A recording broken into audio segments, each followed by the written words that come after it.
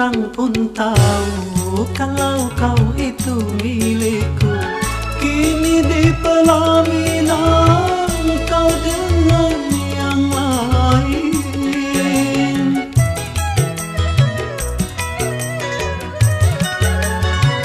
Betapa hancur hatiku dan juga orang tuaku atas segala hinaan